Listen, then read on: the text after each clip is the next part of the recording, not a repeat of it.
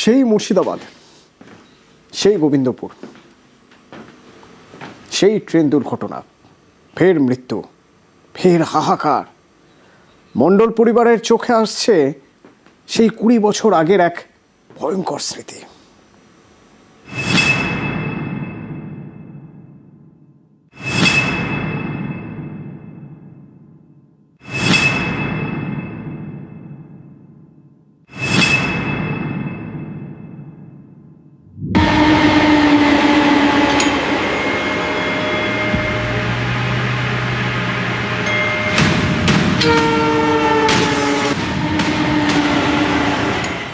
মুর্শিদাবাদের গোবিন্দপুর, ট্রেনের ধাক্কায় দুমড়ে যাওয়া পুলকার, মৃত্যু, হাহাকার।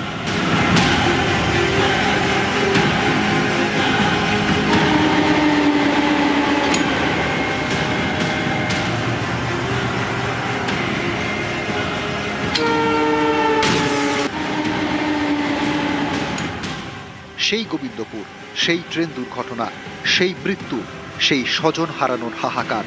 মণ্ডল পরিবারের চোখে ভাসছে 20 বছরের আগের এক ভয়ঙ্কর স্মৃতি।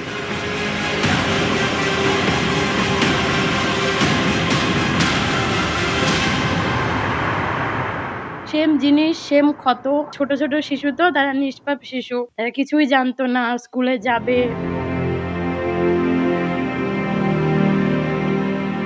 সালটা 2006। রাতে বিয়ে বাড়ি থেকে গাড়ি করে বাড়ি ফিরছিল গোবিন্দপুরের মণ্ডল পরিবার। তখন এই রেলগেট বসেনি। রেল লাইন পেরোনোর সময় ভয়ঙ্কর দুর্ঘটনা। কামরূপ এক্সপ্রেসের ধাক্কায় মৃত্যু হয় মণ্ডল পরিবারের 6 সদস্যের, আহত হন 3 জন। নিমেষে সব শেষ। আপনার রেল গেট ছিল না, কজন মারা গেছিল। কি গাড়ি করে আসছিলেন? 8টার সময়। আমাদের যেটা হলো সেই জিনিসই হয়ে গেল। সেই দুর্ঘটনার পরেই গোবিন্দপুরে রেলগেট বসে, যাত্রী সুরক্ষায় রেলগেট। তারপরেও দুর্ঘটনা, মৃত্যু। এই মণ্ডল পরিবার রীতিমতো ভারাক্রান্ত। তাদের সেই স্মৃতির কথা বারে বারে কিন্তু বলছেন। ক্যামেরায় রাকিবুল ইসলামের সঙ্গে প্রণব বন্দ্যোপাধ্যায়, নিউজ 18 বাংলা, গোবিন্দপুর।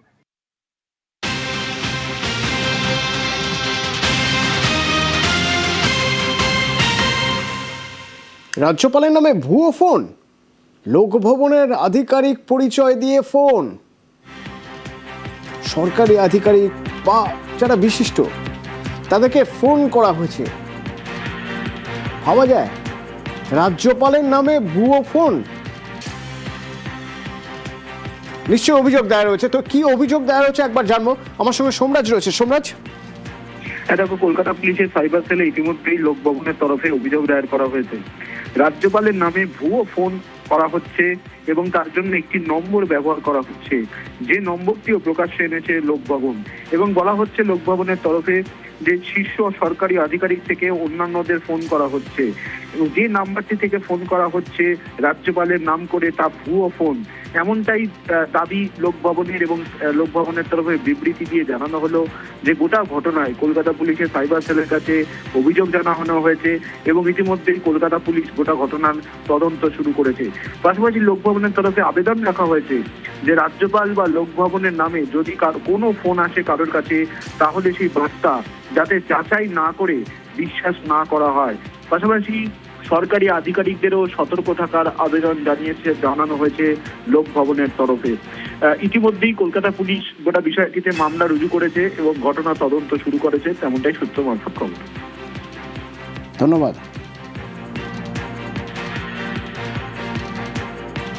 হবে কারণ জামুরিয়ায় স্পঞ্জ আয়রন কারখানায় দুর্ঘটনা, কারখানার ফার্নেসে বিস্ফোরণ। স্পঞ্জ আয়রন কারখানায় দুর্ঘটনায় আহত 3, যেমনটা আমরা এখনো পর্যন্ত জানতে পাচ্ছি। আরো একবার আপনাদের জানিয়ে রাখি, জামুরিয়ায় স্পঞ্জ আয়রন কারখানায় দুর্ঘটনা, কারখানার ফার্নেসে বিস্ফোরণ এবং স্পঞ্জ আয়রন কারখানায় দুর্ঘটনায় আহত এখনো পর্যন্ত 3 এবং দাউ দাউ করে সেই আগুন জ্বলছে। কি পরিস্থিতি এই মুহূর্তে, জানাবে কিভাবে এই বিস্ফোরণ? দীপক রয়েছে আমার সঙ্গে। দীপক, দেখো, আজ নাইট শিফটের সেই বেসরকারি কারখানায় কাজ চলছিল এবং কাজ চলাকালীনই হঠাৎ করে ব্লাস্ট ফার্নেসে বিস্ফোরণ ঘটে এবং সেই সময় ফার্নেসের নিচে যারা কাজ করছিল তারা আহত হয়ে যায়। ঘটনাস্থলে দমকলের ইঞ্জিন পৌঁছেছে, ঘটনাস্থলে পুলিশ পৌঁছে গিয়ে ইতিমধ্যে 3 জনকে সেই থেকে উদ্ধার করা সম্ভব হয়েছে। 3 জনকেই আহত অবস্থায় উদ্ধার করে রানীগঞ্জের এক বেসরকারি হাসপাতালে চিকিৎসার জন্য পাঠিয়েছে এবং যে বিস্ফোরণ ঘটেছিল তার ফলে কিন্তু আগুন লেগে যায়। যেখানে ব্লাস্ট ফার্নেস বিস্ফোরণ করে সেই এলাকাতে আগুন লেগে যায় এবং ঘটনাস্থলে দমকলের ইঞ্জিন পৌঁছে এখন সেই আগুন নিয়ন্ত্রণ আনার কাজ চালাচ্ছে।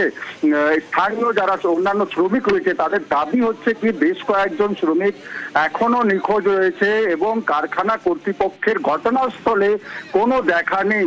তাই কিন্তু প্রশাসনের উপরেই নির্ভর উদ্ধার কাজ এবং উদ্ধার কাজ শেষ হওয়ার পর যেই শ্রমিকরা নিখোঁজ বলে জানা যাচ্ছে সেই শ্রমিকদেরকে সেই ঘটনাস্থল থেকে বা যেখানে বিস্ফোরণ ঘটেছে সেখান থেকে। চাইবো, নাইট শিফটে কাজ চলছিল তুমি জানাচ্ছিলে, কিন্তু কতজন কাজ করছিলেন? আহত 3 জন, কতজনের নিখোঁজ থাকার সম্ভাবনা?